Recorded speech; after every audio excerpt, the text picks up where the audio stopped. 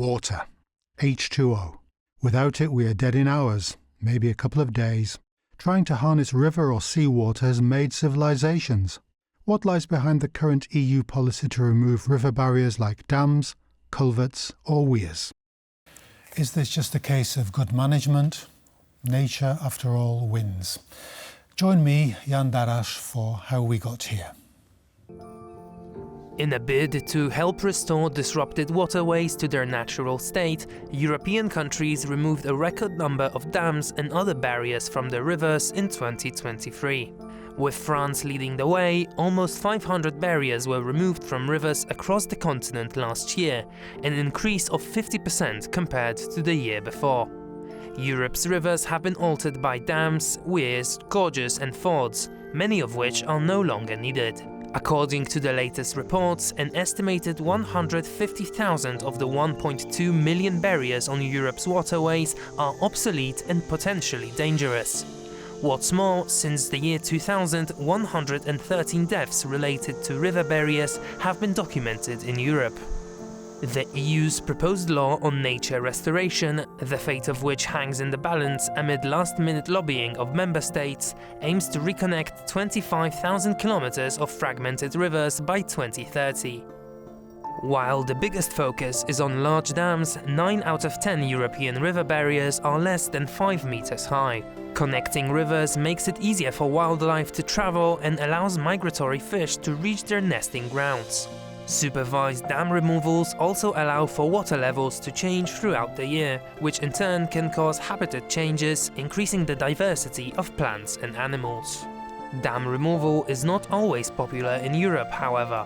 When Poland's first large dam was removed in 2021, most residents of the area opposed the decision, despite the threats to their safety resulting from the dam's poor construction.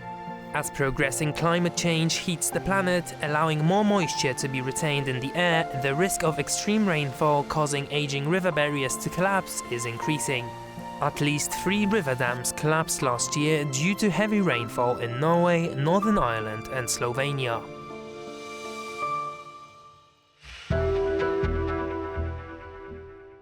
Our guest today is Professor Tomasz Okruszko from the Faculty of Meteorology, Hydrology and Water Management at the Warsaw University of Life Sciences. Welcome to the programme. Yeah, hello. Great. First of all, about this dam removal scheme, could you outline for us what the problem actually is in Europe and perhaps in Poland in particular? So, looking on the European Union, we count for more than 1.2 million obstacles, as we call them, in the rivers, which we have founded for hundreds of years of using the rivers. And the question is, if it's obstacle from fish point of view, for sure, from a human's perspective, they give some services.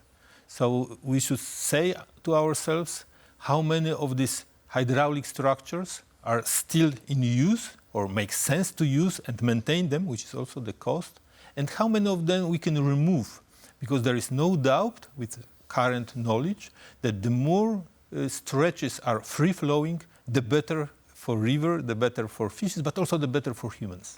And what's the scale of the river? How wide does a river have to be to have an obstacle? I mean, is it a major river in Europe, or are these the little tributaries that flow into these? In fact, all of them. Mm-hmm. So we have obstacles, weirs mostly on smaller rivers, mainly for drainage and irrigation, also to control the erosion.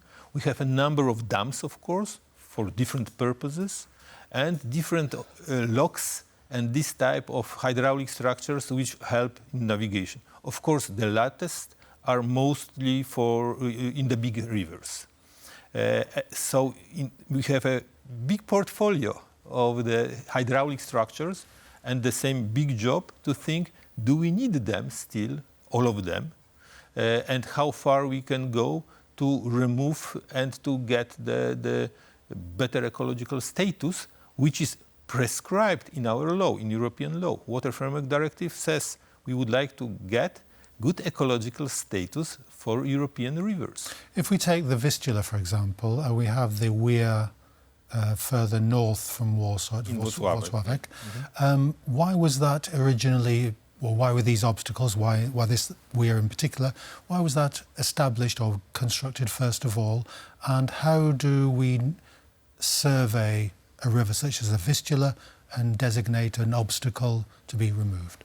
Yes, so the Vistula Dam is a first in the row to make the Vistula navigable from Warsaw to Gdańsk and vice versa. Which has been for hundreds of years. Which was for hundreds of years, but the moment we have changed the vessels for cargo, we need a deeper water, more stable water stage. So the idea was to copy and paste the system from Western Europe to get the navigable river. The problem started when we saw that there is not enough money and maybe not enough income from navigation, and the project has been halted. Then we started twofold discussion. First, let's maybe remove the weir in Włocławek and make Vistula one of the nicest rivers in Europe, still remaining, open for fish migration on the longer distances, also opening the other rivers for sponging for fishes. That's one part of the story. Second says, maybe we have given up too early. We should continue our navigation story and put the other dams downstream up to Gdańsk. So we are on sort of a crossroad. But of course, if we take the European law, if we see the current trends, especially in navigation, I think this question of developing the waterway in Vistula is not very much in sense, in place. So then we have this single one reservoir and big question what to do next. What was the original rationale for building these dams, not just in Poland, of course, but there was a kind of a move to build gigantic dams to Aswan Dam, the Yangtze River, the Hoover Dam, for example, in the 1930s. What was the original rationale for these huge projects? I think this is different for different location, of course. But I would say three types of reasoning. First, hydropower, especially those dams which are located on big rivers in the mountains, like three gorges in China, huge potential for hydropower. Second, very much in place and which is driving force still worldwide, getting water for irrigation, especially for dry environment. That's the best way to get the yields high all year round. And third, to supply water for navigation or dams as being a part of waterway. So the profit we get is bigger when we make a big construction. That has been also proved. So that's why we got this gigantic infrastructure in place. If we are back in Europe, where we had also historically huge state programs for making river navigable, also as a public work, as a supply for support for economy. Labour producing scheme. Yes. In Poland at that time we were under partition, so we didn't get this as a sort of economy driver. And now there is a question, should we go back to these issues of big public work to make the navigation in Odra and Wisła? It's very much open question. So I am saying this also because we should always recognize what was a driving force, as was your question why we are building, and do they still exist? Do we still have these needs which we can get from the river, from the water? The European eco movement, if we can call it that, is returning to more of a micro vision of the economy, if that's a correct analysis. When did this happen in terms of the water management? When did the appetite for these huge state-run projects change? Yeah. Turning point for Europe, that's no doubt, is Water Framework Directive. As we put in legislation, but also in our view for the future of the river systems in Europe, that we would like to get the good ecological status of rivers and other water bodies. Rationale for this was not the biodiversity only. That's very important to stress, that biodiversity is a big issue, but not the only one. The other is, I can describe saying, healthy river, good in terms of hydromorphology, hydrology and ecosystems, can provide better services for humans. And that's the second issue, which is, I think, equally important when we consider how to improve the quality of the rivers, showing not only water quality, but also layout in hydromorphology. And part of hydromorphology is, do we have connectivity between downstream and upstream part of the river? You mentioned, as we were talking earlier, before we came on air, about the legal framework that needed to be changed in order to force this thing through. Is there a danger of creating more opposition? You mentioned, for example, the balance between the human needs and the need for a clean river. But is there a danger of forcing this revolution through too quickly? Yeah, I think we see it especially nowadays with the Green Deal issues, but being in the water management for years, I see that it's not a full acceptance of the Water Framework Directive goals. And I think it's not only issue of ecology movement versus engineers. I think it's a bit broader context, saying, do we, as a humans, as a civil society, see the value of the river, which is free-flowing, full of fishes, but maybe less usable for navigation or water intake? So that's question how society values river for their services, not only this traditional one, when we take the water as a raw material, where we navigate if possible, that we try to be as much as possible protected from floods. Is this message getting through to, for example, the farming lobby or the agricultural farmers who see their jobs as profit, loss, using the land? Is this idea of a balanced approach? Very slowly. I don't see a rapid movement or rapid changes in the way how we see. And this is not just in Poland, I would say Europe-wide. Europe-wide, that's not a Polish-specific issue. Agriculture, as it governs most of our landscape, is the single most important player on this scene. And the farmers themselves have to balance their profit to meet the income and the cost, of course, on scale of the farm. So they see this ecological issue, let's pack them in this wording, very often as an additional cost, and they don't see the benefit. And maybe in this way how we keep bookkeeping, maybe that's true. So I think we should say, yes, if farmer provides some services for society, which means healthy river, for example, that we enjoy biodiversity, but also the rivers are more sustained against droughts and floods. That's also an important issue nowadays under the climate change. Maybe we should think how turn some of our needs for the rivers to the farmers' profit, that they maintain the landscape in the way the rivers are better. Yes.